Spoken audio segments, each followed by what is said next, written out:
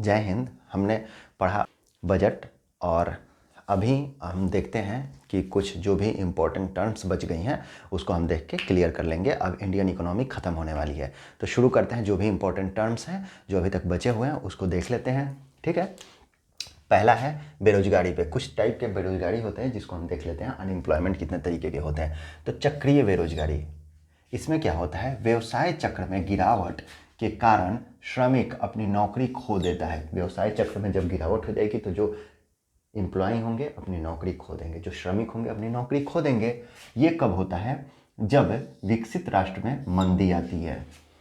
जब विकसित राष्ट्र में मंदी आ जाती है तो वहाँ के जो श्रमिक होते हैं अपनी नौकरी खो देते हैं। ऐसे में उनको चक्रीय बेरोजगारी में माना जाता है। संरचनात्मक बेरोजगारी क्या होती है, जब संरचना में चेंज आ जाए। कैसे भाई, भौतिक, वित्तीय या मानवीय संरचना में परिवर्तन के कारण होती है। जब संरचना में चेंज आया है तो जो बेरोजगारी होगी, वहाँ पे जो श्रमिक अपना रोजगार खो देंगे, उसको कब कहाँ पे माना जाएगा, संरचनात्मक बेरोजगारी। कई बार ये टर्म्स पूछ लिए जाते हैं कि कौन कौन से डिफिनीशन दे देगा, उसमें पूछेगा कि कौन किस टाइप की बेरोजगारी ये है। तो ध्यान रखने वाली बात है। मौसमी बेरोजगारी ये कहाँ पे होती है भाई, कुछ उद्योग जो वर्ष में निश्चित समय के लिए उत्पादन देते हैं। कहने का मतलब है कि कुछ टाइम तक लोग इसमें रोजगार से जुड़े रहेंगे, कुछ टाइम के बाद रोजगार इनका खत्म हो जाएगा, फिर कुछ टाइम के बाद आ जाएगा। जैसे कृषि में, पर्यटन में, ये सब कुछ ऐसे रास्ते हैं जहाँ पे जो रोजगार होता है कुछ टाइम के लिए, कुछ सीजन में मिलता है, बाकी हर टाइम श्रमिक बेरोजगार रहते हैं। क्लियर है। उसके बाद घर्षण बेरोजगारी। ये घर्षणात्मक बेरोजगारी क्या होती है, नौकरी छोड़कर दूसरी नौकरी की जब श्रमिक तलाश करता है तो बीच में जो टाइम रहता है और उस टाइम जो बेरोजगार रहता है उस कंडीशन को बोलते हैं घर्षण बेरोजगारी। ठीक है। अब ये कब होता है, टेक्नोलॉजी के टाइम में। जब टेक्नोलॉजी किसी अर्थव्यवस्था में आई तो छोड़ी, फिर दूसरा देखेगा। ठीक। अब शास्त्रीय बेरोजगारी, ये क्लासिकल बेरोजगारी होता है। ये कब होता है कि जब 1930 के पहले देखा गया था कि श्रमिक जो थे अधिक मजदूरी की मांग कर रहे थे, तो बोला गया कि भाई अधिक मजदूरी है इनको, वास्तविक मजदूरी बेरोजगारी, इसको बोलते हैं वास्तविक मजदूरी बेरोजगारी या फिर प्रेरित बेरोजगारी। इसमें क्या होता है, मजदूरी बहुत अधिक होती है, मजदूरी की जो मांग होती है वो बहुत अधिक होती है। उसके बाद आता है स्वैच्छिक बेरोजगारी। स्वैच्छिक बेरोजगारी क्या होता है भाई, कि आप अपनी स्वेच्छा से बेरोजगार हैं। कहने का मतलब है मजदूरी की दर पर कार्य न करना। जैसे भिखारी, क्या होता है कि आपको मजदूरी मिल रही है और उसमें जा रहे हैं, जैसे 10 रुपये आपको मजदूरी मिल रही है, उसमें आप काम करने के लिए तैयार नहीं हैं और जानबूझ के आप काम नहीं करना चाह रहे हैं किसी खास मजदूरी दर पे। अब ये कंडीशन खासकर देखी जाती है, एग्जाम्स में पूछ लिया जाता है भिखारी किस कंडीशन में आएंगे, तो भिखारी काम नहीं करता है, जबकि उसको मजदूरी मिलती रहती है फिर भी वो काम नहीं करता है, तो वो इसी कैटेगरी में आएगा। क्लियर है। स्वैच्छिक बेरोजगारी। फिर प्रच्छन्न बेरोजगारी। इसमें क्या होता है भाई, आवश्यकता से अधिक लोग कार्य करते हो किसी क्षेत्र में। जैसे कृषि, क्या होता है कि कृषि में अगर बहुत ज़्यादा वो श्रमिक लगे हुए हैं, जैसे किसी काम को करने में 2 या 3 श्रमिक की ज़रूरत है, वहाँ पे 7-8 श्रमिक लगे हुए हैं, तो उत्पादकता जो आएगी 2 ही 3 श्रमिक की आएगी, बाकी सब की उत्पादकता शून्य होगी। कहने का मतलब है कि आवश्यकता से अधिक श्रमिक किसी भी श्रम को, मतलब किसी भी कार्य में लगे हुए हैं, किसी भी श्रम को प्राप्त कर रहे हैं। ठीक है। तो वहाँ पे क्या होता है, कृषि इसका सबसे बेहतरीन एग्जाम्पल है। कृषि सीजनल का भी, मौसमी का भी एग्जाम्पल होगा और प्रक्षण का भी एग्जाम्पल होगा। क्लियर है। मौसमी का इसलिए होगा क्योंकि कुछ टाइम रोजगार रहता है, कुछ टाइम रोजगार चला जाता है, और प्रक्षण का इसलिए होगा क्योंकि इसमें कृषि मजदूर जो होते हैं आवश्यकता से अधिक लगे होते हैं। ठीक है। खुली अनैच्छिक बेरोजगारी। अनैच्छिक मतलब काम करने को तैयार हैं लेकिन काम नहीं मिल रही है, जैसे जॉब लॉस हो रहा है। जो युवा है चाहे कोई भी काम करने के लिए तो तैयार है लेकिन काम नहीं मिल रहा है। स्वैच्छिक बेरोजगारी में क्या था, काम तो मिल रहा है लेकिन काम करने के लिए तैयार नहीं, उल्टा है, एक दूसरे से एक तरह से कह सकते हैं। ठीक है। अब आया, अब कुछ एटीएम का वर्गीकरण है। जैसे 3 तरीके का होता है एटीएम, ये इंपॉर्टेंट है, पूछ लिया जाता है कई बार। बैंक का अपना एटीएम, इसमें कुछ नहीं है। अपना एटीएम में क्या है, बैंक का अपना एटीएम, यह बैंक का खुद का एटीएम होता है, अपना एटीएम होता है, यह बैंक का अपना एटीएम होता है। कहने का मतलब है कि जो भी सेवाएं दे रही हैं वो बैंक देगी, लोगो इस्तेमाल बैंक करेगा, अपना कर्मचारी बैंक रखेगा, सर्वर अपना बैंक देगा, सब कुछ बैंक करेगा, तो बैंक का खुद का एटीएम होता है जो हम आमतौर पर देखते हैं। उसके बाद ब्राउन लेवल एटीएम, ये थोड़ा समझने वाली बात है। इसका संचालन गैर बैंकिंग कंपनी करती है। बैंक केवल नकद की व्यवस्था, बैंक एंड सर्वर कनेक्टिविटी और लोगो देती है। कहने का मतलब है कि इसका संचालन थर्ड पार्टी करेगी। कौन भाई? जो कंपनीज़ हैं, नॉन बैंकिंग कंपनीज, वो इसका संचालन करेंगी, लेकिन बैंक क्या करेगी? सर्वर प्रोवाइड करेगी, कैश की व्यवस्था करेगी और बैंक का लोगो होगा। लोगो किसका होगा? प्राइवेट कंपनी का? क्या नहीं, बैंक का लोगो होगा। ठीक। लेकिन जो व्हाइट लेवल एटीएम होते हैं, इसका मालिक गैर बैंकिंग फर्म होती हैं, मालिकाना हक गैर बैंकिंग फर्म के पास होती हैं, और इसमें लोगो भी बैंक का नहीं होता है, लोगो किसी और का होता है, प्राइवेट कंपनीज का होता है लोगो। ठीक। प्राइवेट फर्म का लोगो होता है, संचालन सब कुछ प्राइवेट फर्म करते हैं, क्योंकि इनके नाम में ही है व्हाइट। व्हाइट मतलब कुछ नहीं रह गया, ब्राउन था तो लोगो था, व्हाइट है तो लोगो भी गायब। क्लियर है? याद करने का तरीका। ओके। White level ATM. अब एक पूछा जाता है एक कॉन्सेप्ट, पीएन नोट्स क्या है? Participatory notes, PN notes use होता है कब?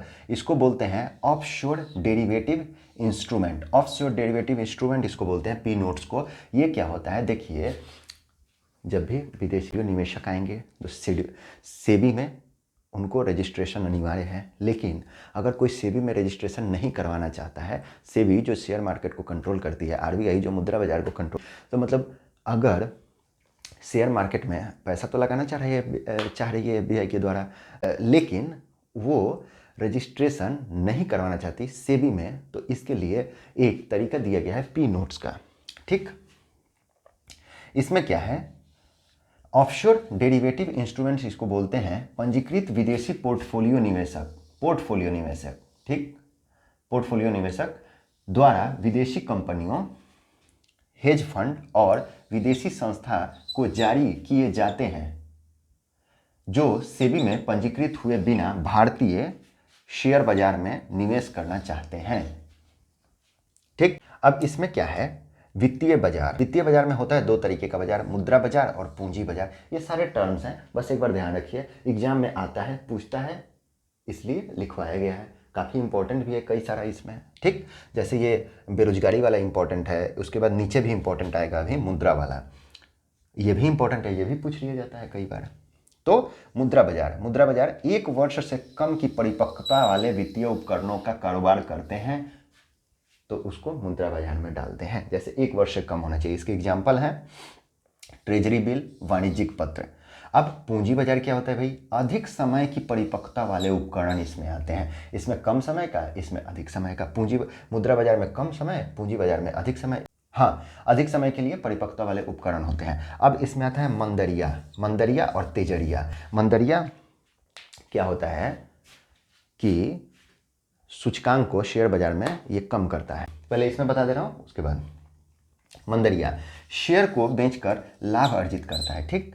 और जो तेजरिया होता है, जो बुल होता है, ये क्या करता है? बिक्री तत्काल रोकता है और फिर वर्तमान में सस्ते में खरीदता है।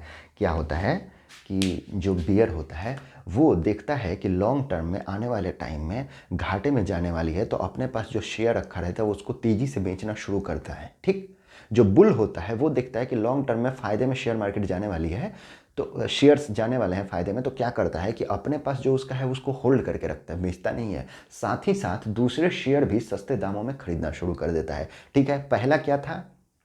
मंदरिया क्या था? बियर क्या था? वो बेचना शुरू किया था। तिजरिया क्या है? खरीदना शुरू किया, या फिर जो उसके पास था वो रोक के रखा। मतलब कोई व्यक्ति या कोई दलाल अपने पास के शेयर को रोक के रखता है या फिर सस्ते दर में खरीदना शुरू करता है। दूसरी तरफ उसमें देखें बियर वाले में, तो कोई दलाल या व्यक्ति अपने शेयर को देखता है कि लॉन्ग टर्म में बेनिफिट नहीं होगा, तो क्या करता है? बेचना शुरू कर देता है। तो अगर सोचिए ज़रा कि अगर वो बेचना शुरू करेगा तो बाज़ार में, शेयर मार्केट में शेयरों की भरमार हो जाएगी, बहुत सारे शेयर हो जाएंगे। ठीक। तो सूचकांक क्या होगा? नीचे जाएगा, क्योंकि शेयर बहुत ज़्यादा है, बाज़ार में मंदी आएगी शेयर मार्केट में, तो इसीलिए नाम रखा गया है मंदरिया। जब बुल होता है तेजरिया, बाजार में तेजी आएगी, शेयर सूचकांक चढ़ेगा, ऊपर चढ़ेगा। ठीक। ये क्या करता है कि बाजार में शेयरों की कमी हो जाती है, क्योंकि इसके पास जो था वो बेचा नहीं, प्लस दूसरे के पास था वो सस्ते दरों में खरीद लिया। तो जब भी तेजरिया एक्टिव होगा तो बाजार में सूचकांक चढ़ेगा, जब भी मंदरिया एक्टिव होगा, मतलब बियर एक्टिव होगा, तो बाजार में सूचकांक नीचे आएगा। कहने का मतलब ये है, तो जब भी शेयर मार्केट चढ़ रहा है तो समझिए कि बुल एक्टिव हो रहा है, इसको बुल से दर्शाते हैं, उसको बियर से दर्शाते हैं। तो जब भी शेयर मार्केट डाउन हो रहा है इसका मतलब बियर एक्टिव हो रहा है, मतलब लोग अपना शेयर बेच रहे हैं, शेयर की भरमार है मार्केट में, और जब लोग शेयर खरीदेंगे तो शेयर की कमी पड़ जाएगी। यही चीज़ है मंदरिया, शेयर को बेचकर लाभ अर्जित करता है, और तेजरिया बिक्री तत्काल रोक देता है और फिर वर्तमान में सस्ते में खरीदता है। अब होता है मुद्रा। मुद्रा कितने तरीके की होती है तो देखते हैं। कड़ी मुद्रा, हार्ड करेंसी किसको बोलते हैं? विश्व की वो मुद्राएं जिनकी आवश्यकता सभी देशों को होती है। वो मुद्राएं जिसकी आवश्यकता सभी देशों को होती है, जैसे डॉलर, जैसे यूरो, जैसे जितनी भी जापानी येन, जितनी भी ये विकसित अर्थव्यवस्थाओं की मुद्रा है वो कहाँ पे आएंगी? इसी में आएंगी, कड़ी मुद्रा में। ठीक, इसकी आवश्यकता व्यापार करने के लिए सभी देशों को होती है। ठीक, तो कहाँ गया? विश्व की वो मुद्राएं जिनकी आवश्यकता सभी देशों को होती है वो आएगा कड़ी मुद्रा में। मुलायम मुद्रा में, सॉफ्ट करेंसी में क्या आएगा भाई? किसी देश के विदेशी विनिमय भंडार में आसानी से उपलब्ध हो, किसी देश के विदेशी विनिमय भंडार में आसानी से जो मुद्रा उपलब्ध हो उसको क्या बोलते हैं? Soft currency. जैसे इंडिया के विदेशी विनिमय भंडार में रुपया ज़्यादा इंपॉर्टेंट है इंडिया में, तो उस टाइम रुपया क्या हो जाएगा? Soft currency. डॉलर क्या हो जाएगी? Hard currency. क्लियर? उष्ण मुद्रा, हॉट करेंसी। हॉट करेंसी क्या होती है भाई?